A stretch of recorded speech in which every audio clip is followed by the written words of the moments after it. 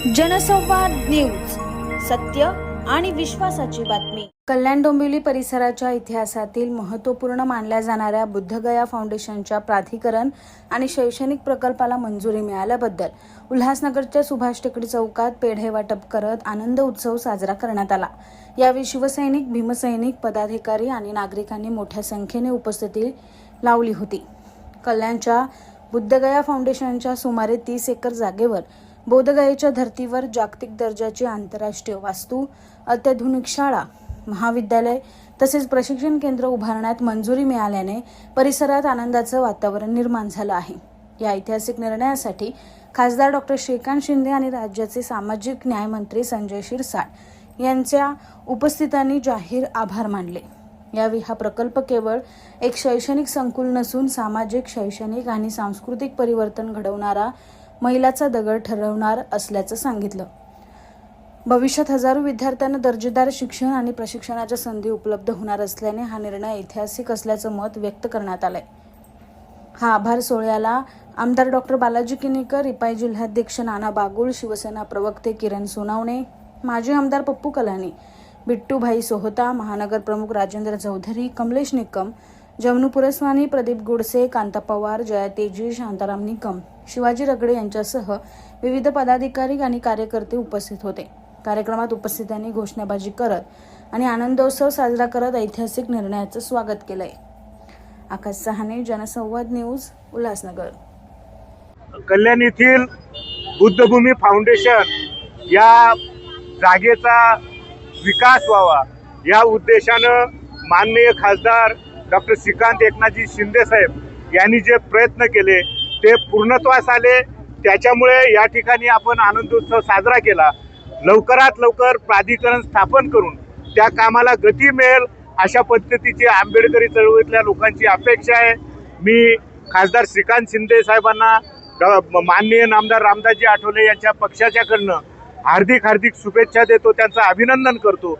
धन्यवाद। जय भीम, जय महाराष्ट्र। अनेक वर्षापासून वालधोनी कल्याण येथे बौद्ध भूमी फाउंडेशनच्या वतीने जो जागेचा प्रश्न होता ते आमचे खासदार डॉक्टर श्रीकांत शिंदे साहेब यांच्या वतीने बैठक लावण्यात आली।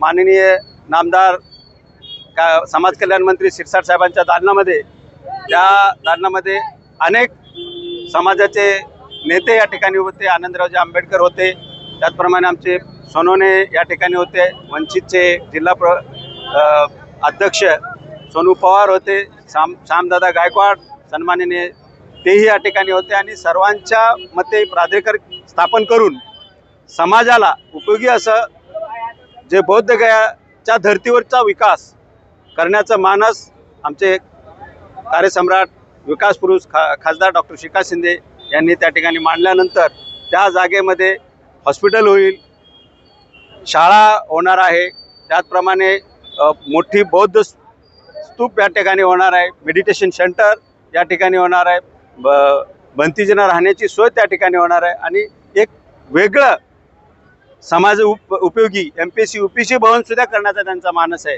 जेणेकरून समाजातील मुलांना, समाजातील गोरगरीब जनतेला त्या ठिकाणी रोजगार उपलब्ध होईल, त्यांची सोय होईल, शाळा कॉलेज होतील।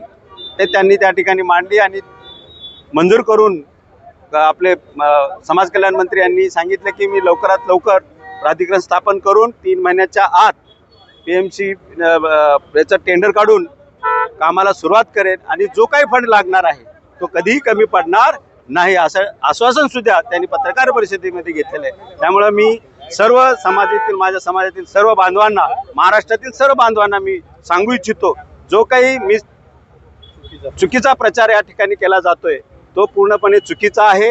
आज त्या ठिकाणी आमच्या समाजाला जे उपयुक्त आहे, मुलांना शाळा, हॉस्पिटल, त्या ठिकाणी मेडिटेशन सेंटर, उपासना, बौद्ध स्तूप, हे जे आम्हाला जे लागणार आहे समाजाला, ते या ठिकाणी एक प्राधिकरणाच्या माध्यमातून, त्या प्राधिकरणामध्ये बौद्ध फाउंडेशनच्या भिंतीही असणार आहेत आणि समाजातील प्रतिष्ठित लोक जे समाजाला वाहून गेलेले आहेत, समाजासाठी चळवळीत काम केले आहेत, अशा लोकांना पण त्या ठिकाणी 10 ते 11 लोकांना त्यांना तिथे नेमून त्यांच्या माध्यमातून हे सगळं काम करून घेणार आहे। त्यामुळे मी खरोखर आज पूर्ण महाराष्ट्रामध्ये म्हणा, पूर्ण भारतामध्ये म्हणा 30 एकर जमिनी चा वरती हा विकास होणार आहे.